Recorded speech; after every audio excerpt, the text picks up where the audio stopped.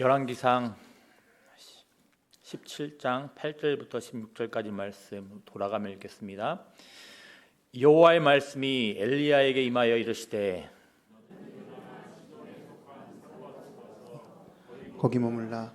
내가 그곳 과부에게 명령하여 내게 음식을 주게 하였느니라. 그가 일어나 사르밧으로 가서 성문에 이를 때 한 과부가 그곳에서 나뭇가지를 줍는지라. 이에 불러 이르되 청하건대 그릇에 물을 조금 가져다가 내가 마시게 하라. 그가 가지러 갈 때에 엘리야가 그를 불러 이르되 청하건대 내 손에 떡 한 조각을 내게로 가져오라. 그가 이르되 당신의 하나님 여호와께서 살아계심을 두고 맹세하노니 나는 떡이 없고 다만 통에 가루 한 움큼과 병에 기름 조금뿐이라. 내가 나뭇가지 둘을 주어다가 나와 내 아들을 위하여 음식을 만들어 먹고 그 후에는 죽으리라. 엘리야가 그에게 이르되 두려워하지 말고 가서 내 말대로 하려니와 먼저 그것으로 나를 위하여 작은 떡 한 개를 만들어 내게로 가져오고 그 후에 너와 내 아들을 위하여 만들라. 이스라엘의 하나님 여호와의 말씀이 나 여호와가 비를 지면에 내리는 날까지 그 통에 가루가 떨어지지 아니하고 그 병에 기름이 없어지지 아니하리라 하셨느니라. 그가 가서 엘리야의 말대로 하였더니 그와 엘리야와 그의 식구가 여러 날 먹었으나 함께 읽겠습니다. 여호와께서 엘리야를 통하여 하신 말씀같이 통에 가루가 떨어지지 아니하고 병에 기름이 없어지지 아니하니라. 아멘. 엘리야 선지자가 하나님으로부터 처음 받은 말씀이 무엇인지 아십니까? 질문입니다. 처음 받은 말씀은 17장 1절에 나오는 내가 섬기는 이스라엘의 하나님 여호와께서 살아계심을 두고 맹세하노니 내 말이 없으면 수년 동안 비도 이슬도 있지 아니하리라. 이 말씀입니다. 엘리야 선지자가 하나님으로부터 처음 받은 말씀이 바로 이 말씀입니다. 자, 그럼 다시 한번 질문을 드리겠습니다. 엘리야가 아합에게 비가 있지 아니하리라 이렇게 말씀을 전했는데 그리고 나서 보내어진 곳이 어딘지 아십니까? 잘 아시는 대로 요단 앞 그린 시냇가입니다. 자, 그런데 언뜻 보면 엘리야는 거창한 하나님의 말씀을 전하는 자리로 보내져야 할 것 같은데 그릿 시냇가는 이와 별로 연관성이 없는 자리로 보입니다. 심지어 아합을 피해 숨도록 보내어진 엘리야는 시냇가에서 하는 일이 뭐가 없습니다. 정말 숨어있는 것 외에는 뭐가 없습니다. 그런데 특이한 점이 있습니다. 하나님께서 그릿 시냇가에 숨은 엘리야를 돌보시고 먹이신다라는 겁니다.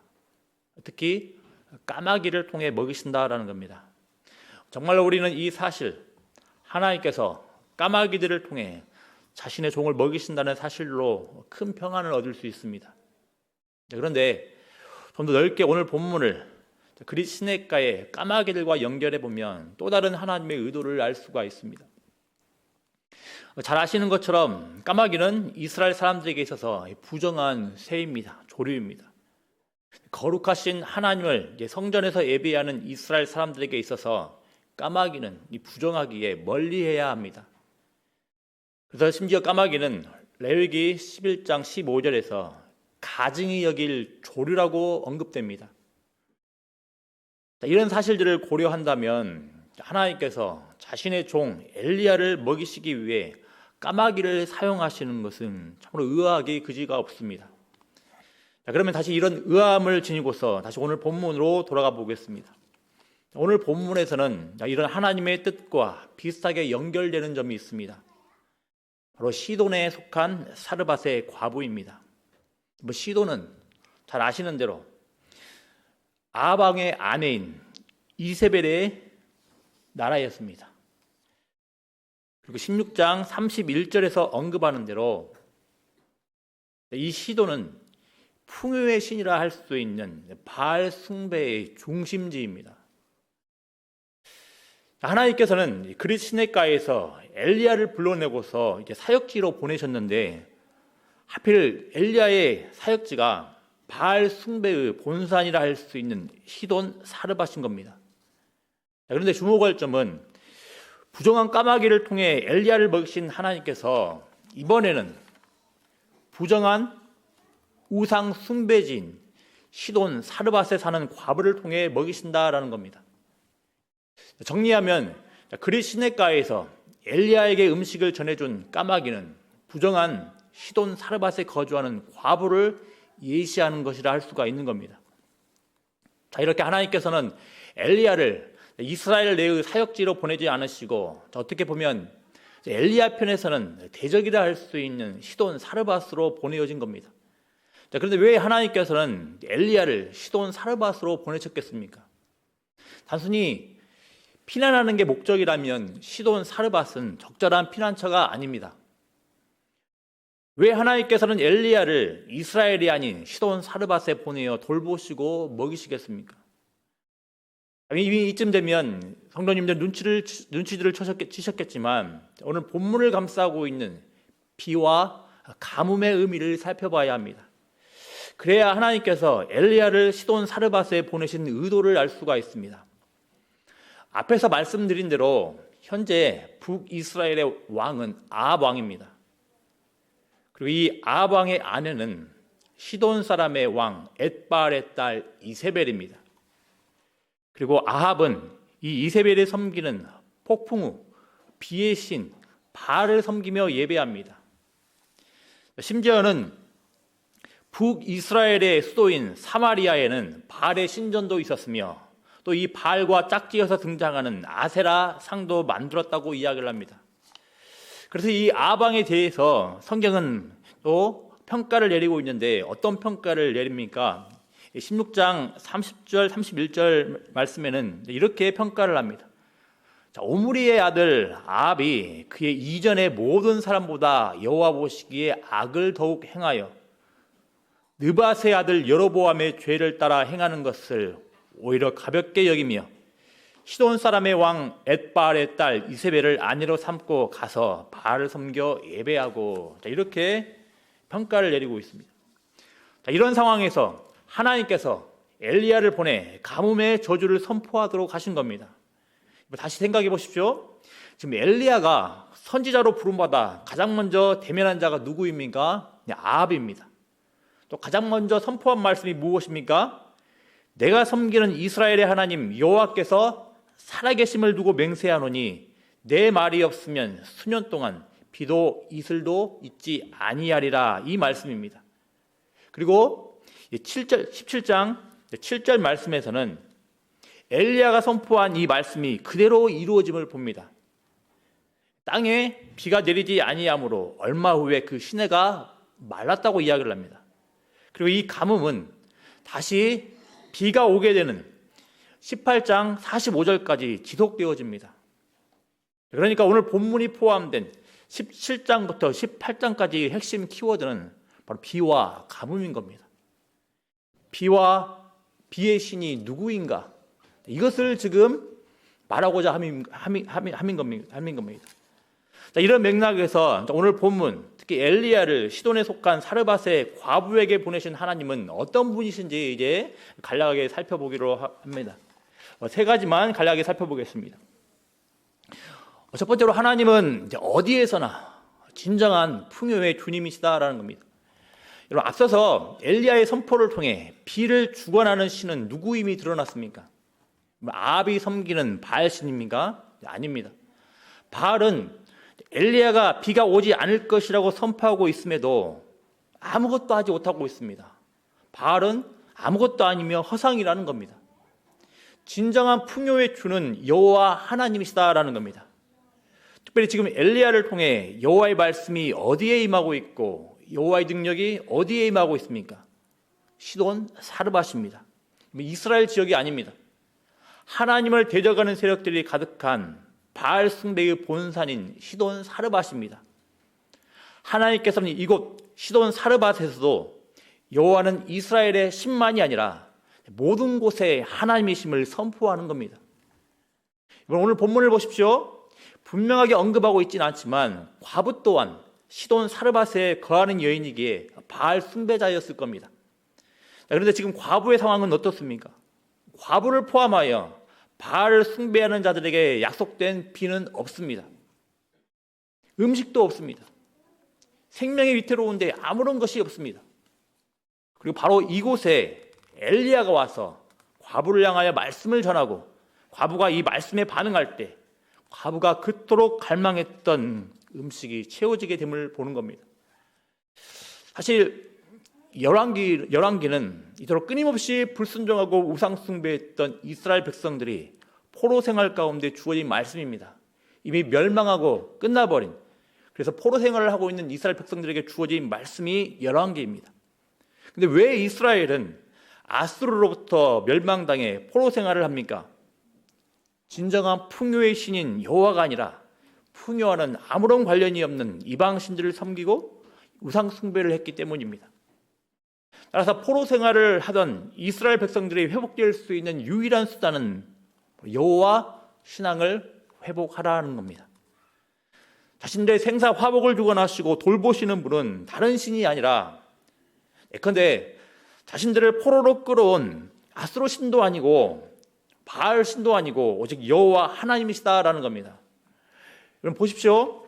오늘 본문에 언급되는 하나님은 이스라엘에만 머물러 계십니까? 아니라는 겁니다.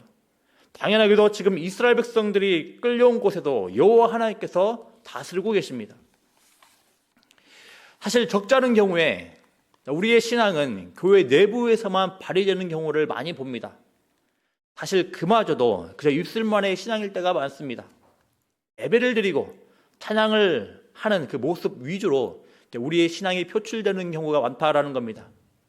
그렇지만 우리 중 다수는 우리의 신앙이 발휘될 예배당에 함께 모이는 것보다는 세상에서 발딛고 살아가는 경우가 훨씬 많습니다.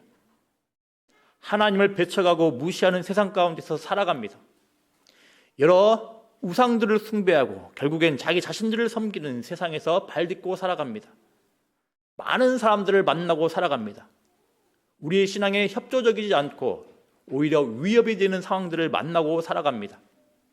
그래서 우리의 신앙은 쪼그라드는 것처럼 보입니다. 하지만 다시 오늘 본문 말씀을 기억했으면 좋겠습니다.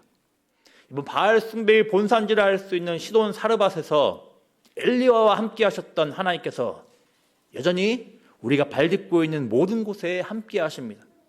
이 하나님은 어떤 분이십니까? 많은 풍요를 약속하는 세상 가운데서 사실 진정한 풍요의 원천이 되시는 분이십니다. 세상 한복판에서 우리에게 진정한 풍요를 주시는 분은 여호와 하나님이시지 세상이 아닌 겁니다. 바알이 자신의 백성들에게 심지어 이스라엘에게 비를 약속했습니다. 풍요를 약속했습니다. 하지만 이 약속은 허망한 것이었음이 오늘 본문을 통해 증명되었습니다. 누구를 신뢰하고 누구를 예배하며 누구를 순종하겠습니까? 그 어떤 곳에서도 매이지 않으시고 그 어떤 환경에도 매이지 않으시고 그 어떤 암울하고 위협적인 세상 가운데서도 말씀으로 능력으로 함께 하시는 여호와 하나님을 신뢰하고 소망 가지시길 바랍니다. 그리고 두 번째로 하나님은 어떤 분이십니까? 하나님은 극한의 상황에서도 주의 종을 그리고 믿음으로 반응하는 자들을 돌보시는 분이십니다. 이번 엘리야가 보내준 곳은 어디입니까? 바알 숭배의 본산지 시돈에 속한 사르밧입니다. 그런데 누구에게 보내졌습니까? 과부입니다. 지금 과부를 만나게 될 엘리야의 상황은 지금 아주 편안하고 소위 말하는 답이 나오는 상황입니까? 아닙니다. 거듭 말씀드리지만 엘리야는 하나님의 말씀을 전하는 자인데 지금 엘리야가 보내어지는 곳은 열렬히 우상을 섬기는 곳입니다. 또 엘리야가 만나게 될 과부는 가루 한 움큼과 병에 기름 조금만 가지고 있을 뿐입니다. 바로 이런 곳에 이런 상황 가운데 하나님께서는 엘리야에게 말씀만 주시고서 떠나라 하셨습니다. 9절 말씀을 보십시오.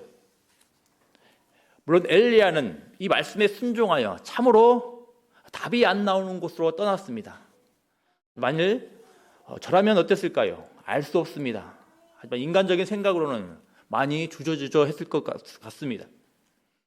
그렇지만 결과는 어떻게 되었습니까? 엘리야는 하나님의 말씀에 순종하여서 참으로 답답하게 답이 안 나오는 상황 가운데로 떠났습니다. 그 결과는 어떻게 되었습니까? 하나님께서 말씀하신 대로 엘리야는 과부를 통하여서 음식을 공급받았습니다. 이제는 그러면 엘리야가 요청한 대로 가루 한 움큼과 병에 기름 조금을 주었던 과부의 상황이 한번 되어보겠으면 좋겠습니다. 과부가 거하는 곳 사르밧에도 하나님의 심판이 임하여 가뭄이 극심한 상황입니다. 이런 상황에서는 남편이 있는 정상적인 가정도 매우 고통스럽고 힘들게 마련입니다. 그런데 하물며 고대의 지금 상황이며 또 과부입니다. 아들을 가진 과부인데 내용들을 보아하니 과부에게 별로 경제적 도움을 줄 수 없는 아들로 보입니다. 어찌됐거나 과부는 지금 굶어 죽을 위기에 처할 정도로 고통스러운 상황입니다. 그렇지만 결과는 어떠했습니까? 하나님께서 엘리야를 통해 주신 말씀에 믿음으로 반응할 때 필요로 한 것들을 얻고 살아갈 소망이 생겼습니다. 지금 이스라엘 백성들은 지금 어떤 형편입니까? 지금 포로로 살아가고 있습니다. 왜 이들은 포로가 되었습니까? 여호와 하나님을 의지하지 않고 바알신을 쫓았기 때문입니다. 바알신이 먹고 사는 문제를 해결해 줄 거라 믿고서 바알신을 쫓았습니다. 그렇지만 지금 과부에게 바알신은 아주 조금의 곡식가루도 주지 못하고 한 방울의 비도 주지 못하는 것처럼 바알신은 이스라엘에게 아무것도 주지 못하는 겁니다. 하지만 하나님께서는 자신의 신인 바알로부터 아무것도 얻지 못하고 하나님께 자신의 생명을 걸었던 과부에 필요한 것을 채우셨습니다.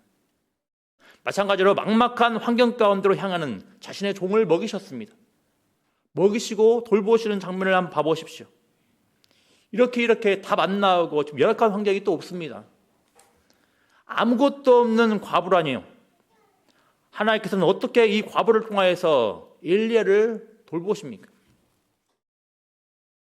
물론 여러 가지 살아가는 형편이 다르고 또 처한 상황도 다르겠지만 비슷하게 오늘날의 주의 백성들도 적잖은 근심과 염려를 안고 살아갑니다. 엘리야처럼 주의 말씀을 따라 살려니 살림살이가 막막하고 더 답답해 보입니다. 또 과부처럼 의지할 만한 주변 사람도 없고 모아놓은 것도 없어 막막합니다. 그렇지만 오늘 본문은 분명하게 말합니다. 하나님께서 돌보신다고 분명하게 말씀을 하십니다. 하나님께서 먹이신다고 분명히 말씀을 합니다. 이번 지난 코로나 전국에서 많은 사람들이 힘들어했습니다. 저도 겪어보니까 코로나의 여파는 교회라 한들 또 비켜가지 않았습니다. 하지만 이런 와중에도 하나님께서는 주의 백성들을 돌보셨고 먹이셨습니다. 그리고 이 코로나 위기를 겪고 났더니 또 요즘의 모습들을 보니 또 너도 나도 아이고 코로나 때는 양반이네, 코로나 때보다 지금이 더 힘들다고 이렇게 이야기를 합니다. 제가 물가를 확인하는 가장 기초적인 품목이 무엇인지 아십니까? 물가를 확인하는 가장 기초적인 품목, 특히 이제 쌀쌀해지면 나오는 것, 붕어빵입니다. 분명히 작년에는 붕어빵, 팥으로 만든 붕어빵이 2개에 1,000원이었고 슈크림이 2개에 1,000원이었는데 얼마 전에 보니까 팥 2개에 1,000원이고 슈크림 1개에 1,000원이라는 겁니다. 이걸 보니 물가가 살벌하구나라는 것을 느끼게 되었습니다. 하지만 이런 상황 가운데서 우리는 한 가지 확실한 상황을 붙들어야 됩니다. 한 가지 확실한 건 엘리야를 돌보셨던 하나님, 아무런 소망 없던 과부를 돌보셨던 하나님께서 지금도 주의 백성들을 돌보신다라는 겁니다. 또 앞으로도 돌보실 것입니다. 세 번째로 살펴보겠습니다. 하나님은 잃어버린 주의 백성들을 찾으시는 분이십니다. 하나님께서 이스라엘 백성을 자신의 백성으로 부르시고 이 이스라엘에게 사명을 주셨습니다. 사명은 다름 아닌 이스라엘 주변의 이방 민족들을 향한 위한 제사장 나라가 되는 겁니다. 이스라엘은 유일하신 한 분 하나님만을 예배하며 하나님께서 주신 율법을 따라 살아가며 주변 이방 민족들에게 참 하나님이 누구신지 어떤 분이신지 나타낼 사명이 있는 겁니다. 그렇지만 이스라엘은 이런 제사장 나라의 역할을 잘 수행을 했을까요? 네, 그렇지 않습니다. 오늘 본문을 포함한 열왕기의 왕들의 모습을 보십시오. 하나님의 말씀에 끊임없이 불순종하여 하나님이 아니라 다른 이방신들을 섬겼습니다. 그리고 오늘 본문 배경에 나오는 아방이 그러했으며 이 아방을 따라 이스라엘 백성들이 하나님을 떠났습니다. 그러면 이제 이 이스라엘을 통하여 참 하나님을 알고 하나님께로 돌아와야 할 이방 민족들은 어떻게 됩니까? 소망이 없습니까? 계속 그렇게 하나님이 아니라 거짓 우상들을 숭배하며 가련한 인생을 살아가야 합니까? 아닙니다. 오늘 본문을 보니 그래도 소망이 있다고 합니다. 비록 이스라엘은 실패하였지만 하나님께서 강권적으로 잃어버린 이방에 있는 주의 백성들을 열심히 찾으신다라는 겁니다. 하나님께서는 엘리야를 이스라엘 백성에게 먼저 보내지 않으셨습니다.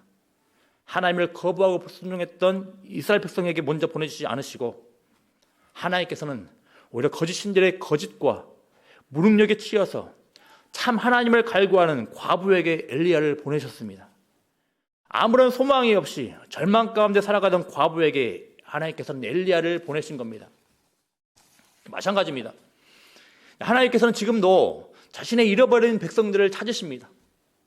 하나님께서 자신이 어떤 분이신지 증거하기 위하여 세우신 교회가, 그리고 우리가 흠결이 있고 부족하다 할지라도 하나님께서는 자신의 잃어버린 자들을 포기하지 않으십니다.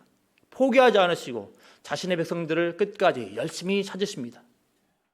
그런데도 우리가 이스라엘이 그랬던 것처럼 하나님이 아니라 자신의 욕망을 따라 세상을 쫓으며 살아갈 때 하나님께서는 하나님과 함께 사명을 이루어갈 주의 백성들을 찾아 나설 겁니다. 그래서 예수님께서는 이와 연관하여 이렇게 말씀을 하셨습니다. 우리 누가복음 4장 24절 말씀부터 24절부터 26절 말씀 우리 같이 한번 읽어보겠습니다. 앞에 화면 같이 한번 읽어보겠습니다. 또 이르시되 내가 진실로 너희에게 이르노니 선지자가 고향에서는 환영을 받는 자가 없느니라. 내가 참으로 너희에게 이르노니 엘리야 시대에 하늘이 3년 6개월간 닫히어 온 땅에 큰 흉년이 들었을 때에 이스라엘에 많은 과부가 있었으되 엘리야가 그중 한 사람에게도 보내심을 받지 않고 오직 시돈 땅에 있는 사렙다의 한 과부에게 뿐이었으며. 아멘. 여러분, 이스라엘의 신앙이 무너질 때 그들이 붙들어야 할 그들이 바라봐야 할 이방인을 향한 마음이 식었습니다. 마찬가지로 우리의 신앙이 무너질 때 동일하게 잃어버린 주의 백성들을 향한 우리의 마음이 식어버립니다. 하나님께서 엘리야를 시돈에 속한 사르밧에 보냈듯이 하나님께서는 우리 각자를 여러 모양으로 여러 곳으로 여러 사람에게 보내셨습니다. 이런 모든 모습들은 다름 아닌 자신의 백성들을 찾기 위한 여호와의 일하심과 여호와의 열심과 관련되어 있음을 기억하시기 바랍니다. 여호와 하나님의 그 일하심과 열심에 주목하여서 우리도 동일하게 그 하나님의 은혜의 복음을 증거하는 복된 은혜가 있기를 기도합니다. 말씀했습니다. 우리가 살아가는 이 세상에 죄악이 간영할 때 전반적으로 교회가 잘못된 모습으로 그리고 잘못된 길로 가고 있을 때 이스라엘의 선례를 따라 하나님의 징계가 있습니다. 무조건 정비례한다고 볼 수는 없지만 전반적으로 교회가 잘못된 모습을 가고 있을 때 정치, 경제, 사회, 문화적으로 힘들어지고 어려워지기도 합니다. 그런데 이런 상황에서는 평범한 하나님의 백성들도 힘들어집니다. 포괄적으로 임한 하나님의 징계가 충실하게 하나님을 따르는 하나님의 백성에게도 영향을 미친다라는 겁니다. 이럴 때 우리는 무엇을 붙들어야 되겠습니까? 세상의 분위기에 휩싸여 마치 불신자처럼 두려워하며 고개 숙이고 다니겠습니까? 나도 힘들어 죽겠는데 잃어버린 자신의 백성을 향한 하나님의 마음을 어떻게 읽고서 그 마음을 따라서 살아가겠습니까? 이렇게 생각하시렵니까? 간절히 원하고 바랍니다. 우리 하나님은 어디에서나 진정한 풍요의 주님이시다라는 진리를 고백하며 이 진리 앞에 순종하는 은혜가 있기를 기도합니다. 우리 하나님은 극한 상황에서도 주의 종을 주를 의지하는 자들을 돌보시는 분이시다라는 진리를 고백하며 순종하는 은혜가 있기를 기도합니다. 잃어버린 나를 찾으셨던 그 하나님의 은혜에 반응하여 주님의 부르심에 순종하고자 하는 그 은혜가 있기를 기도합니다. 우리 같이 찬양하겠습니다.